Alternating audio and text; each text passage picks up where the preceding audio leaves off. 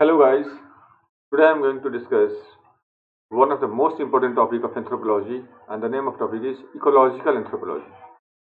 तो आप सब लोग आज के इस लेक्चर में इकोलॉजिकल एंथ्रोपोलॉजी का जो कॉन्सेप्ट्स हैं, क्या मेथड्स हैं, इसके विषय में आप लोग पढ़ेंगे। लेकिन इन सबके लिए आपको कंप्लीट कोर्स अगर ज्वाइन करना है तो आप सबको अनअकैडमी से जुड़ना होगा और इसके लिए आपको सब्सक्रिप्शन लेना पड़ेगा।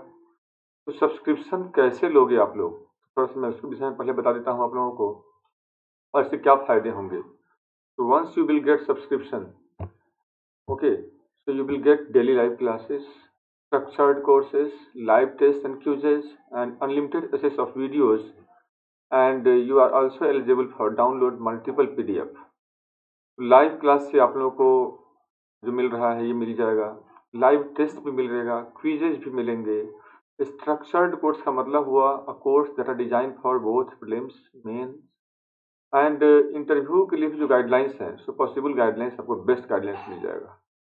अब बात है यहाँ पे अनलिमिटेड एक्सेस जो वीडियो का है, उससे क्या फ़ायदा होगा कि आप वंस यू टेक सब्सक्रिप्शन, आप जैसे ही एक बार सब्सक्रिप्शन लेते हो, सब्सक्रिप्शन के लेने के साथ ही आप एक वीडियो डाउनलोड कर सकोगे और वीडियो को आप क्लास के बाद भी आप उसे सुन सकेंगे। क्लास जो आपको मिलेगा वो स्पेशल प्लेटफॉर्म पे मिलेगा जहाँ पे इंटरेक्शन काफ़ी अच्छा होता है। और इसके लिए आपको सिर्फ करना क्या है कि अनअकैडमी का जो लर्निंग ऐप है इसको आप लोगों को डाउनलोड करना है, जो प्ले स्टोर में जाकर के आप लोग करोगे। अब क्वेश्चन यहाँ पे बनता है कि first of all I would like to introduce myself. So myself के Mukesh Singh and working as a faculty of UPSC Anthropology Optionals. In GS, I am taking classes on science and technology, general science, ecology, environment, and internal security. And since last 16 years, I am in this field and teaching more, okay, UPSC students. और अब तो आप लोग देख ही रहे हैं कि मैं अनअकैडमी से मैं भी जुड़ा हुआ हूँ। तो मैं यही चाहूँगा कि भाई जो भी स्टूडेंट्स हैं जो जुड़ रहे हैं यहाँ पे, उन सबको एक बेहतर गाइडलाइंस मिले। And along with me at this platform you will get more than 100 top educators guidance, ये भी आप लोगों को यहाँ पे मिल जाएगा। प्लस अब सवाल है कि जो अपकमिंग कोर्सेज हैं वो कौन कौन सा कोर्स हैं। तो अपकमिंग कोर्स में आप लोगों को यहाँ पे कोर्स का पूरा लिस्ट दिया हुआ है कि कौन कौन सा कोर्स का क्लास अब स्टार्ट होने वाला है, तो आप उन कोर्स को ज्वाइन कर सकोगे। और इसके अलावा इसके फ़ी क्या होंगे, तो फ़ी यहाँ पे ड्यूरेशन दिया हुआ है, 1 मंथ का क्या ड्यूरेशन है, 3 मंथ है, 6 मंथ है, 12 मंथ है, 24 मंथ है, 36 मंथ है। इस ड्यूरेशन में कोर्स अवेलेबल है, उसका यहाँ पे फ़ी दिया हुआ है। और इस फ़ी में आपको कंसेशन भी दिया जा रहा है, जिसको आप MKS 1 कोड को यूज करके 10% का इमीडिएट कंसेशन ले सकते हो और कंसेशन के बाद वो फ़ी हो जाएगा घट करके यहाँ पे। कि ये बातें आप लोगों को पहले याद रखना है, कंसेशन से पहले और कंसेशन के बाद फी में क्या डिफरेंस है। एक एग्जाम्पल समझते हैं। भाई 12 महीने का मान लो कोर्स है, इसका फीस कितना दिया हुआ है, 49,500 रुपये।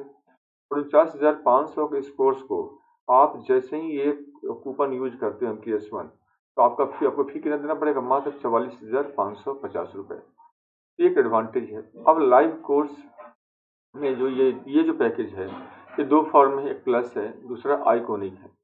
प्लस कोर्स का ये फी दिया हुआ है और इस प्लस कोर्स में आपको क्या क्या मिल जाएगा, लाइव क्लास मिलेगा। जैसे आप क्लास अभी देख रहे हो तो ये क्लास एग्जैक्टली लाइव क्लास होगा, तो रियल टाइम में आप ज्वाइन कर सकोगे, रियल टाइम में आप क्वेश्चन पूछ सकोगे। फिर टेस्ट सीरीज होता है, इसमें प्रीलिम्स में होगा, मेंस का होगा। फिर अनलिमिटेड जो प्रैक्टिस है, आपको प्रैक्टिस सेट दिया जाएगा ताकि आप प्रैक्टिस कीजिए। फिर आप लाइव क्यूज को ज्वाइन कर सकोगे। और चौथा आपको मिलेगा स्ट्रक्चर शेड्यूल, ताकि उस शेड्यूल के अकॉर्डिंगली आप अपना प्रिपरेशन कर सकें। तो ये तमाम चीज़ें यहाँ मिलेगा।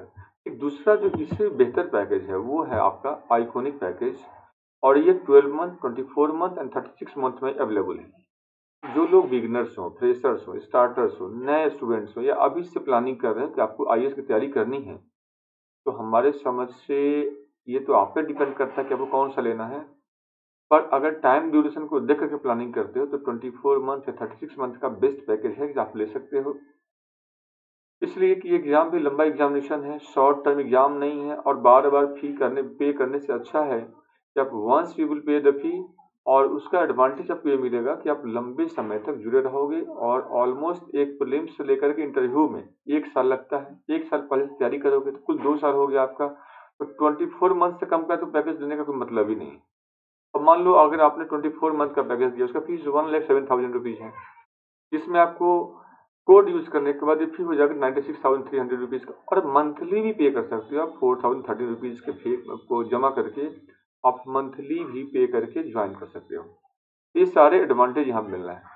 अब क्वेश्चन यहाँ पे है कि इसमें क्या क्या मिलेगा आपको।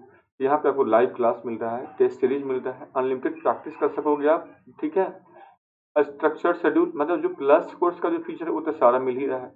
प्लस क्या क्या मिलेगा, प्लस आपको यहाँ मिल रहा है personal coach assistance, daily mains question answer practice कर सकोगे आप, स्टडी प्लानर आपको प्रॉपर मिलेगा और पर्सनलाइज फीडबैक मिलेगा जो आपके प्रिपरेशन में स्टेप बाय स्टेप आपको मोटिवेट करेगा, गाइड करेगा। मेंटरशिप है जो आपको यहाँ पे मिल जा रहा है।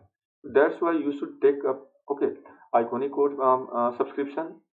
अब यहाँ पे एक अभी अनअकैडमी ऑप्शनल भी स्टार्ट कर चुका है और ऑप्शनल में भी 12 मंथ, 24 मंथ, 36 मंथ का फी यहाँ पे दिया हुआ है और इसका ड्यूरेशन यहाँ पे दिए हुए हैं। कोड यूज करने के बाद आपको यहाँ भी ये डिस्काउंट मिल जा रहा है। अब हम लोग चलते हैं आज के अपने टॉपिक पे। टॉपिक का नाम है इकोलॉजिकल एंथ्रोपोलॉजी। और इकोलॉजिकल एंथ्रोपोलॉजी में हम लोग जिन पे चर्चा करेंगे, so these are the concept and methods. उसके बाद हम लोग बायोकल्चरल एडेप्टेशन में बात करेंगे, genetic and non genetic factor पे हम लोग बात करेंगे, main physiological response to environmental stresses पे बात करेंगे, hot deserts, cold deserts, high altitude climates, इसका क्या इम्पैक्ट पड़ता है इस पे बात करेंगे। आज का जो लेक्चर है इससे हम लोग बात करने वाले हैं फर्स्ट कॉन्सेप्ट। ये चूंकि इकोलॉजिकल एंथ्रोपोलॉजी का फर्स्ट लेक्चर है, इसमें हम लोग आज बात करेंगे कॉन्सेप्ट एंड मेथड्स का, और दूसरा हम लोग बात करेंगे बायोकल्चरल एडेप्टेशन पे। पहले हम लोग इसको स्टार्ट करते हैं, उसके बाद फिर हम लोग देखते हैं क्या होता है। ये जो पूरा जो टॉपिक इकोलॉजिकल एंथ्रोपोलॉजी, इसमें कुल 3 से 4 लेक्चर होने आप लोगों को है और लेक्चर जो डिविजन जो भी होगा वो हम लोग आगे देखेंगे। अब यहाँ पे जो स्लाइड दिया हुआ उसको आप लोग पढ़ सकते हो। फर्स्ट है कॉन्सेप्ट एंड मेथड। देखो पहले मैं थोड़ा सा इसको स्टार्ट करने से पहले एक चीज बता देता हूँ। इकोलॉजी से आप लोग फैमिलियर हो। What is ecology? अगर मैं पूछता हूँ आप लोगों को तो आपको पूरा ध्यान रहता है कि भाई ecology the interaction of living being with their environment. Living being का उसके इन्वायरमेंट के साथ जो इंटरेक्शन है वो है इकोलॉजी। जीव का उसके पर्यावरण के साथ जो अंतःक्रिया है वो है इकोलॉजी। ये आपके दिमाग में है और आपका दिमाग डाइवर्ट होता है। वो ठीक वही यहाँ भी कॉन्सेप्ट हैं, पर इसका जो इम्प्लीकेशन है, एप्लीकेशन है, थोड़ा सा यहाँ पे असेसमेंट है, जजमेंटल है। ये कैसे? Ecological anthropology basically it investigates about how environment influences human life and lifestyle and how population shapes its environment and vice versa।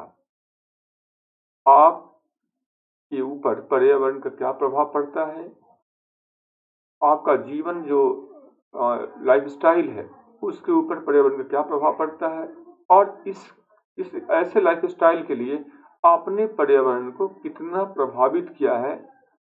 ये जो एक दूसरे को जो इन्फ्लुएंस करना है, एक दूसरे को जो मैनिपुलेट करना है या मैनिपुलेट हो जाना है, यही इन्वेस्टिगेशन, यही असेसमेंट है ecological anthropology. Therefore one can say it is a study of relationship between a population of human being and their biophysical environment. Remember it. It is the study of relationship between a population of human being and their biophysical environment. अब समझ लो ecology किसका study था? Interaction of environment with living being. Environment का living being के साथ जो interaction है वो इकोलॉजी है। लिविंग बीइंग में से हम सिर्फ आज हम बात करने ओनली ह्यूमन एज ह्यूमन का, तो सिर्फ ह्यूमन का जब हम बात करते हैं यहाँ पे है, ठीक है, कि ह्यूमन ने के ऊपर इन्वायरमेंट का क्या इम्पैक्ट पड़ा है और ह्यूमन इन्वायरमेंट के ऊपर क्या इम्पैक्ट डाला है, इस दोनों का जो रिलेशन है, इस दोनों का जो इम्पैक्ट है, इस दोनों का जो असेसमेंट या इन्वेस्टिगेशन है, आज हम लोग इस लेक्चर में वही करने जा रहे हैं। So in other words, it is the study of influence of environment on human, influence of environment on human society and culture. Okay, in the word of father of ecological anthropology Julian Steward, आप लोग Julian Stewart का नाम सुने होंगे, ठीक है। इन्हीं को हम लोग बोलते हैं इकोलॉजिकल एंथ्रोपोलॉजी के फादर बोलते हैं। और इन्होंने कहा था कि both culture and environment are in reciprocal relationship. जो कल्चर है, जो इन्वायरमेंट है, ये दोनों क्या है, रेसिप्रोकल रिलेशनशिप में है, एक दूसरे के साथ इसका संबंध है, गहरा संबंध है। और ये संबंध जो है इसको हम लोग यहाँ पे देखेंगे, how environment influences human being and how human being influences environment. इन दो पर्सपेक्टिव में हम लोग समझते हैं। जैसा देखते हो, इन्वायरमेंट का हम अगर इन्फ्लुएंस की हम बात करें हमारे हर एक्टिविटी में, क्योंकि ह्यूमन क्या है, एक बायोलॉजिकल एंटिटी है। ह्यूमन क्या है, एक बायोलॉजिकल एंटिटी है। और बीइंग ए बायोलॉजिकल एंटिटी, हम लोग जो भी फूड लेते हैं वो फूड हम कहाँ से लेते हैं, प्लांट से लेते हैं। और प्लांट जो फूड को स्टोर करता है that are from the abiotic sources. तो जो हमारे अंदर सप्लाई हुआ है वही हमारे ग्रोथ को, वही हमारे डेवलपमेंट को तय करता है, ठीक है। तो environment always guide us, always triggers us, always imposes a challenge upon us. Accordingly, we make a change or we manipulate the environment for our suitability or our acceptance. Similarly, human in their course of development of better lifestyles, they explore environment brutally.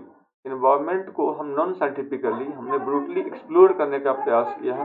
And as a result आज global challenges उभर के आया है सामने।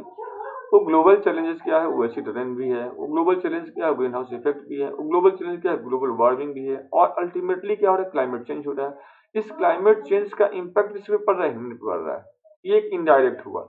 Directly अगर हम बात करें, इन्वायरमेंटल पॉल्यूशन है। इस पॉल्यूशन से हमारे अंदर कई तरह का लंग से जुड़ा हुआ डिजीज हो गया, हार्ट से जुड़ा हुआ डिजीज हो गया, स्टेमिना हो गया, लेंथ हो गया, हाइट हो गया, इन सब का भी इम्पैक्ट पड़ता है। हमने इन्वायरमेंट को डिग्रेड किया है in order to explore the environmental component. Environment को अगर हम आज भी, मैं कहता हूँ, छोड़ दो, अगर जैसे अभी कोरोना का टाइम चल रहा है, एक्टिविटी कम हुआ है, तो इस बार ठंड थोड़ा सा आप लोगों को महसूस हो रहा होगा। अगर हम छोड़ दे पूरे अर्थ को, तो मैं बताता हूँ विद इन 20 ईयर के बाद पूरा जो आज जो घर है वो पूरा फॉरेस्ट आ जाएगा। Environment has such a potential to rejuvenate what it losted. It's a human, those who try to explore, those who consistently explore in non-scientific manners, and as a result of that, okay, we degrade the environmental compositions, either it's air compositions or the land compositions हो, water compositions हो, हम उसको degrade कर रहे हैं, उससे disturb कर रहे हैं। एंड एज ए रिजल्ट हम ही उससे कई तरह का प्रॉब्लम फेस कर रहे हैं। This problems arrive in the form of disaster, this problem is arrive in the form of multiple hazards. ये जो हैजार्ड्स है या डिजास्टर, इसके लिए रिस्पॉन्सिबल भी हम हैं। अब हमारा कंट्रीब्यूशन बेशक चाहे जो भी परसेंटेज हो, 1% हो, 2% हो, 3% हो, 10% हो, पर हमारा कंट्रीब्यूशन है। तो इसी रिलेशनशिप को हमको पढ़ना है। चलते हैं आगे, हम लोग देखते हैं स्लाइड में।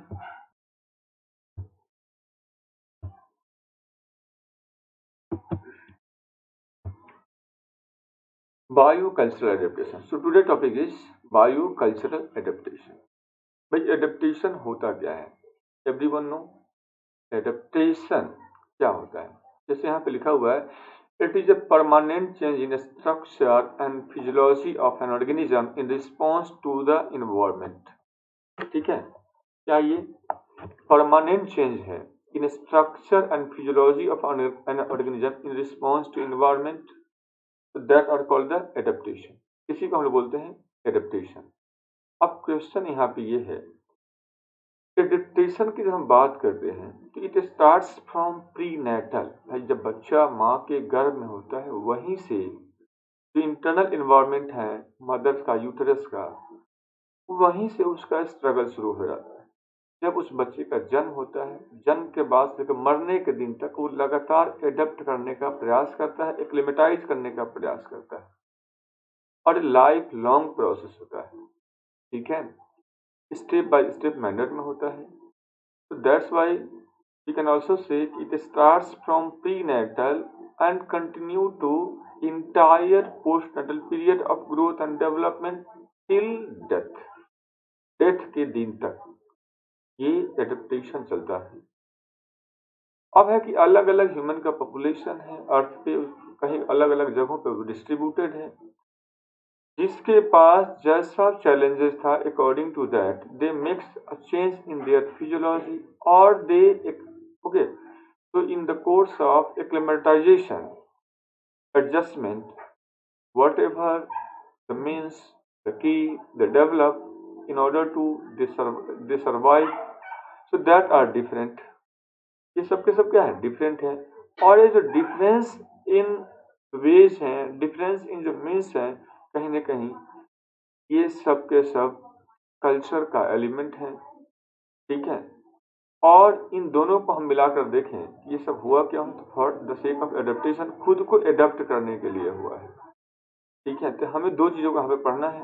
वन, मैंने कहा यहाँ पे एडेप्टेशन को पहले समझना है, फिर अब एडेप्टेशन के लिए दो एलिमेंट होगा बेसिकली।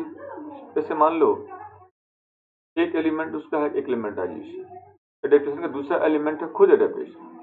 पर एक्लिमेटाइजेशन क्या होता है? A temporary change in structure and physiology of an organism in response to environment. Adaptation क्या है? परमानेंट चेंज है। तो फर्स्ट ऑफ ऑल क्या होगा? टेम्पररी चेंज ही होगा। Gradually it shifted towards the permanent change and as a result क्या होगा? एडेप्टेशन। एडेप्टेशन में दो एलिमेंट मेनली काम करता है। वन है बायोलॉजिकल चेंजेस। बायोलॉजिकल की मतलब है कि आप अपने बॉडी के अंदर जो चेंज पैदा करते हो in course of evolution, that are called biological adaptation. Cultural का मतलब whatever the means and the way you develop all together are a part of the cultural adaptation. और दोनों मिलकर के जब जुड़ता है तो बनता है bio cultural adaptation.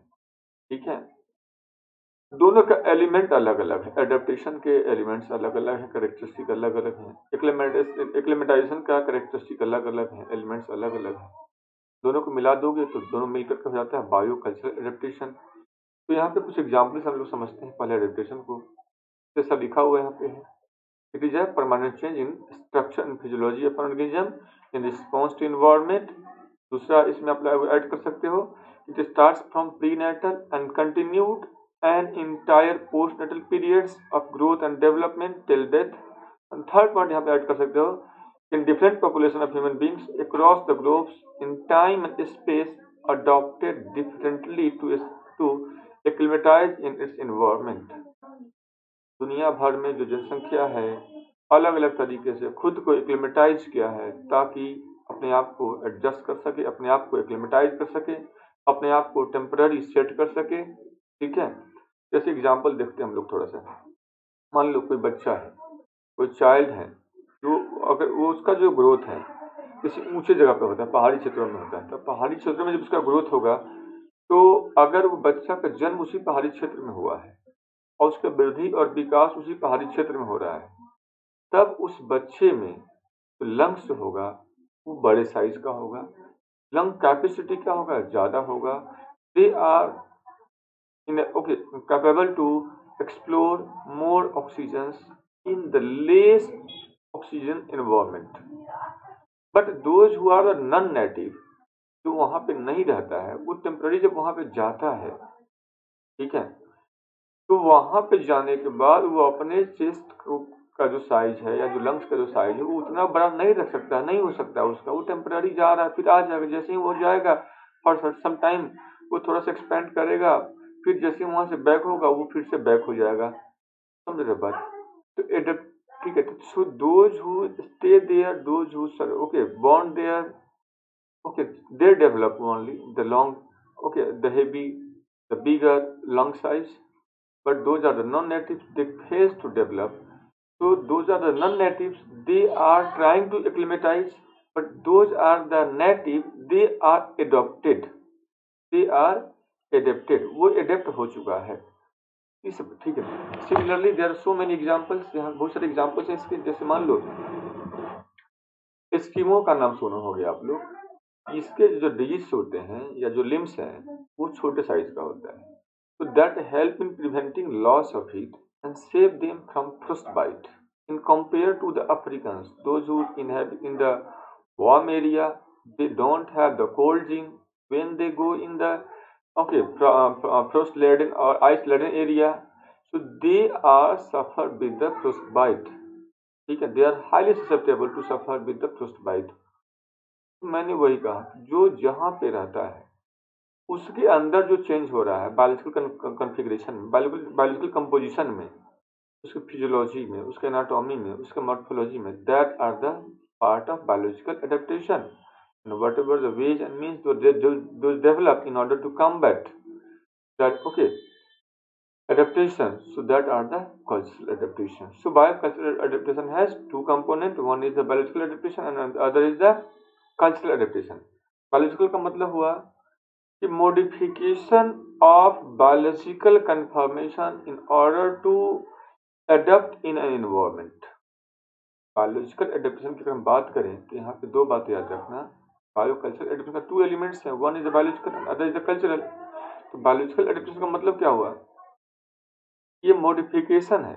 Whatever the structure, what ever the conformation one have, a population have, a population in order to interact with the environment, in order to acclimatize and adapt in the environment, whatever modification they bring in their biological configuration, that are the known as biological adaptation. और cultural adaptation का मतलब हुआ कि now humans are not able to brings a change in their biological configurations at the required degree of the environment. Whatever the challenges imposed by the environment, on that degree, on that level, on that extent, if the humans not able to bring a change, then definitely they start manipulating the environment in order to make them suitable for their survival.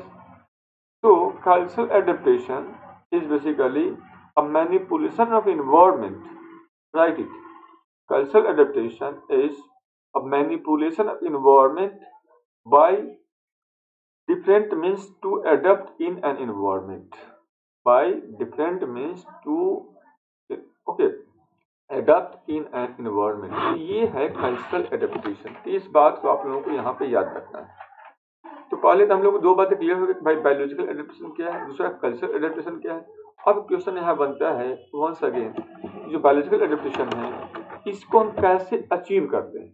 Now the thing is in what order we will achieve the biological adaptation. इसको achieve करने के लिए हमें biological modification करना पड़ेगा. ठीक है, इसमें क्या क्या हम लोग करते हैं. फर्स्ट होता है यहाँ पे, देखो मैंने कहा प्री नेटल से postnatal until your death, जन्म से लेकर के जन्म के पहले से लेकर जन्म के बाद तक और टिल डेथ तक का जो डेली जो रिस्पॉन्स है, ठीक है, इसमें दो बातें होगा. One, daily response, daily rhythmic cycles होता है, डेली रिस्पॉन्स और रिदम्स.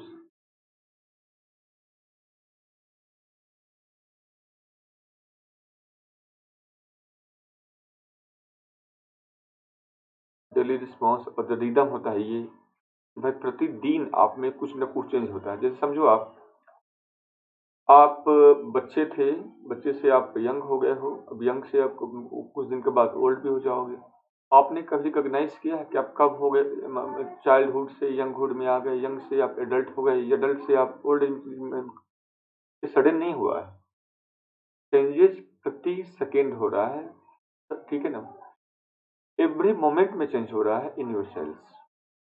हम उसे रिकॉग्नाइज नहीं कर सकते हैं तो जो, क्योंकि लेकिन सेल में चेंज हो रहा है, सेल में खाना जा रहा है, सेल में डिवीजन हो रहा है, सेल में डिफरेंशिएशन हो रहा है. और जो डिवीजन, जो differentiation that occurs at the cell level, that brings changes, that brings new energy, that अगर ये पॉजिटिव होगा तो कल का सुबह आपके लिए अच्छा होगा, अगर ये नेगेटिव होगा तो कल के लिए बुरा होगा. मैं वही कह रहा हूँ कि डेली रिस्पॉन्स नहीं, मोमेंटरी रिस्पॉन्स की मैं बात कर रहा हूँ. At every moment what ever the response is perform by your body, and over all moment of a single days against environment. और हम इसको हम एक साथ कैलकुलेट करके तब हम बात करें तो some of the response of every day of an individual with the environment, ठीक है ना, that also bring some sorts of acclimatization। जो आप प्रतिदिन किसी भी इन्वायरमेंट में सेट होने का प्रयास करते हो, जैसे मान लो आप अपने किसी रिलेटिव के यहाँ चले गए, या आपका क्लाइमेट चेंज हो गया, या मौसम में कुछ चेंज हो गया। मौसम में चेंज जब होता है, मान लो अचानक से गर्मी है, बहुत तेज घंटों बारिश होने लगी, उस पर ठंड होने लगा। अब उस ठंड होने से क्या हुआ, आपने कुछ गर्म कपड़े ले निकाल लिए बच्चों के लिए, अपने लिए। तो ये क्या हो रहा है, एक्लिमेटाइजेशन है। आप उस मोमेंट को, अपने आप को सर्वाइव करने के लिए, अपने आप को कंफर्ट बनाने के लिए जो कोशिश करते हो, यही एक्लिमेटाइजेशन होता है। सबसे पहला जो एलिमेंट है बायोलॉजिकल एडेप्टेशन का, वो है डेली रिस्पॉन्स मीन्स एक्लिमेटाइजेशन। ऐसे ही सीजन जब बदलता है, एक होता है सीजनल रिस्पॉन्स। तो सेकंड एलिमेंट क्या होगा, सीजनल रिस्पॉन्स, ठीक है। सीजनल रिस्पॉन्स क्या होता है, ये आपको देखने होंगे। उसके बाद जो थर्ड एलिमेंट है वो क्या होगा यहाँ पे, वो होगा long term response. Long term response,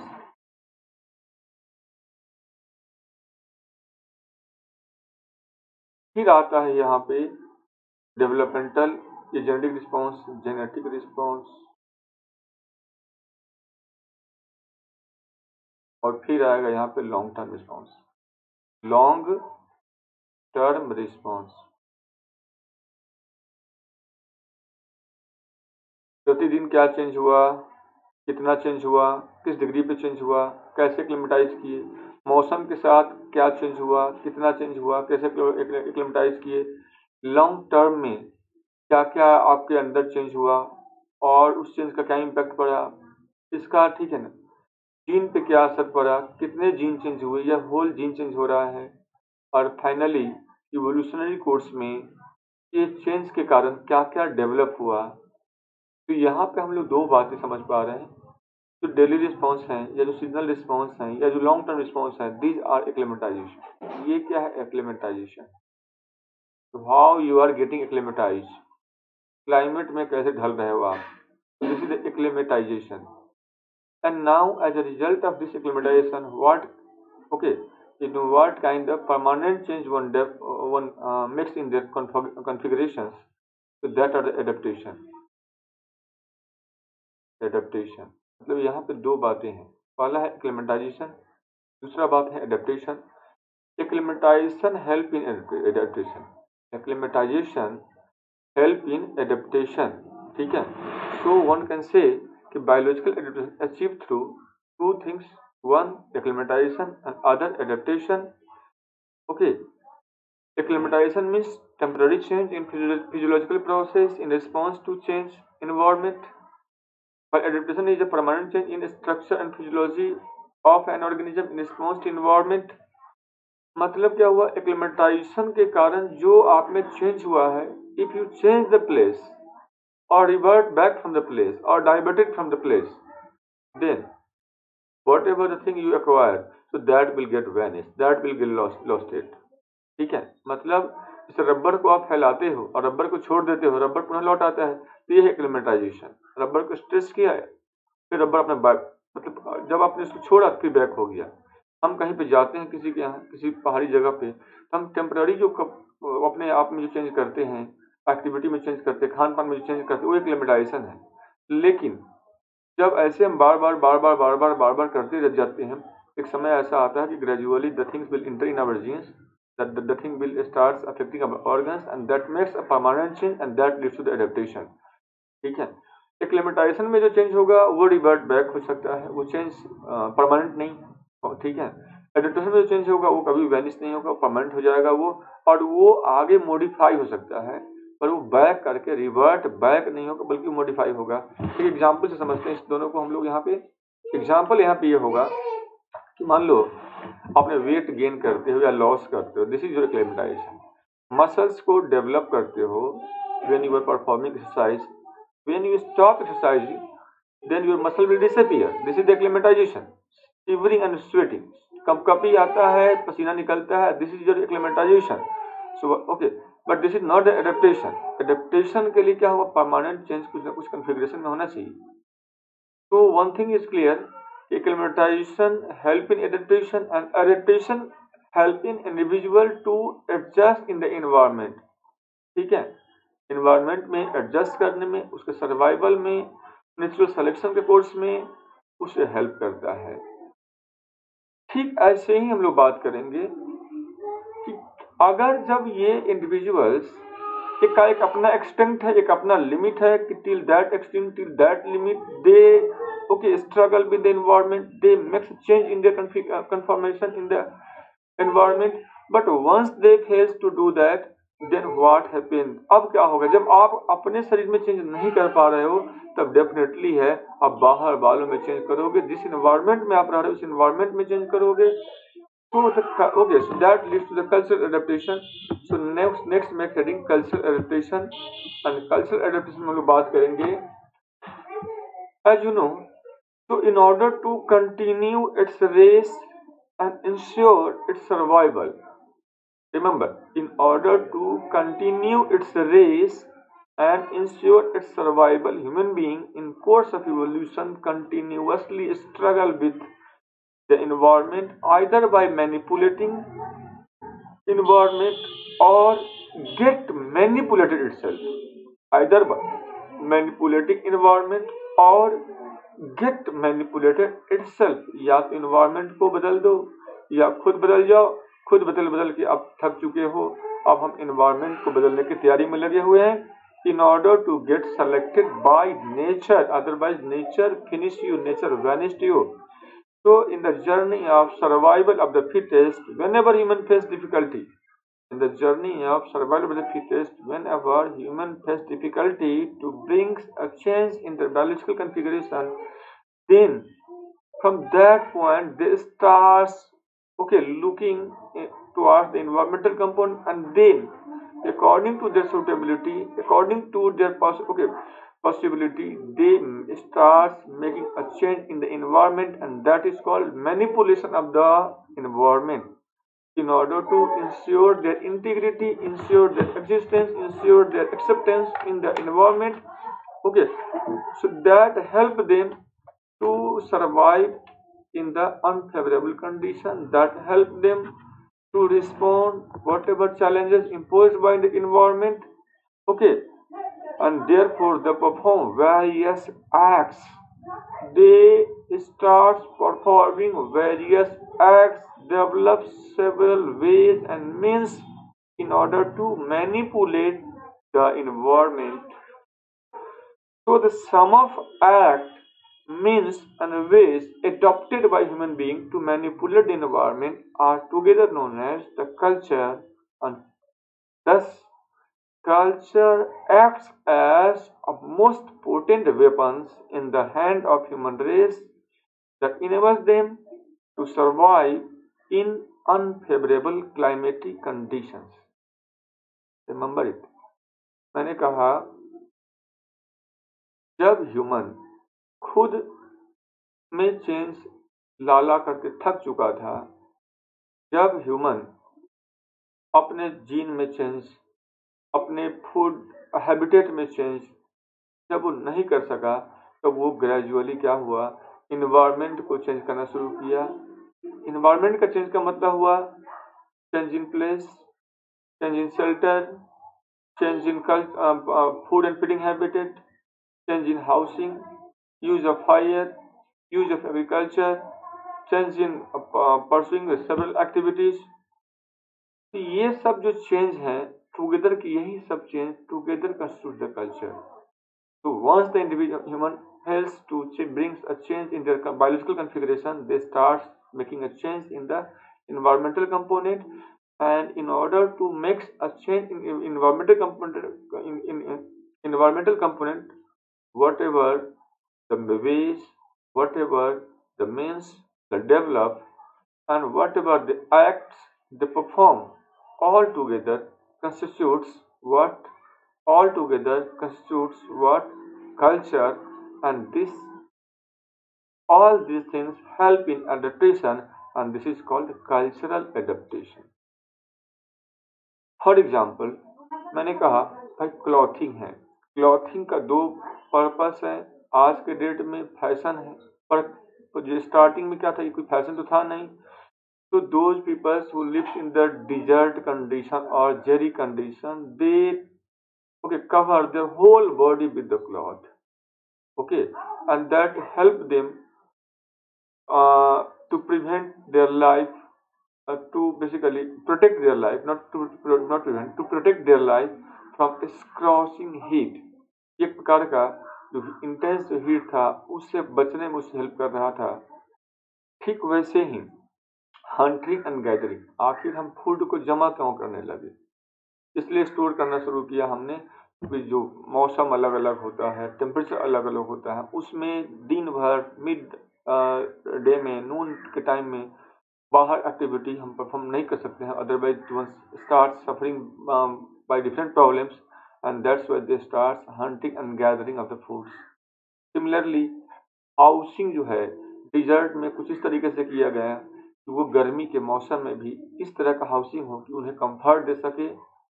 वैसे ही आप लोग पढ़े होंगे जो इन्यूट हैं, ये ट्राइब्स हैं, ये इग्लू बनाता है। इग्लू क्या होता है?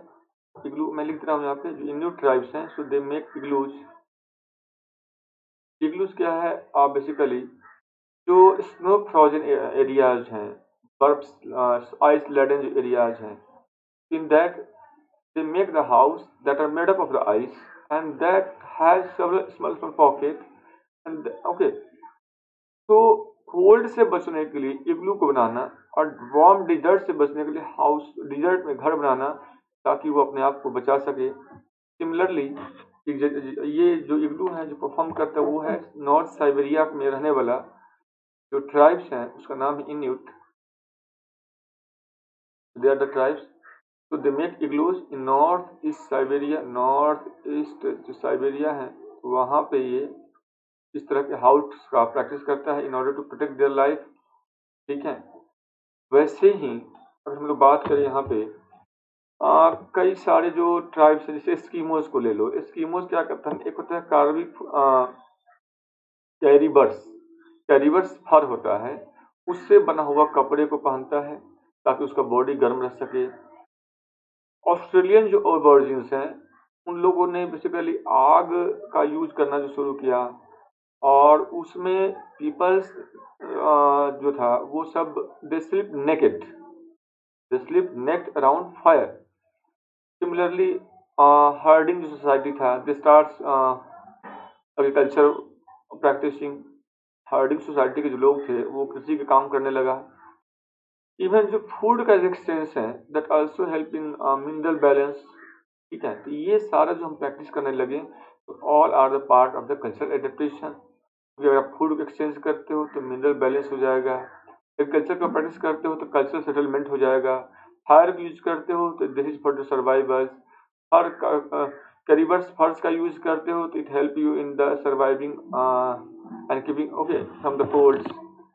ठीक है, these are the various means and the ways that are developed by human being in course of their survivals and natural selections। और नेचर में तो पता ही होगा, nature select only those are fittest. और डार्विन का बड़ा अच्छा थ्योरी था, struggle for existence, survival of the fittest and natural selection, and that help in maintenance of the race.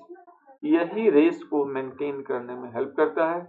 और बायोलॉजिकल एडेप्टेशन और कल्चरल एडेप्टेशन का जब आप कंक्लूजन जब लिखोगे, उस कंक्लूजन में you always need to right when the humans phase two brings a change in their conformation, they start changing the environment, and that's why we are in a reciprocal relationship। में ठीक है, क्या है environment और human being, ये क्या है? Reciprocal relationship में है जहाँ पे एक दूसरे के ऊपर इम्पोज करता है, चाहे वो डायरेक्टली करे इनडायरेक्टली करे।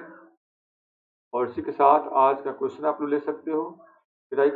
Critically analyse, you need to write critically analyse biocultural adaptations of the peoples across the globe।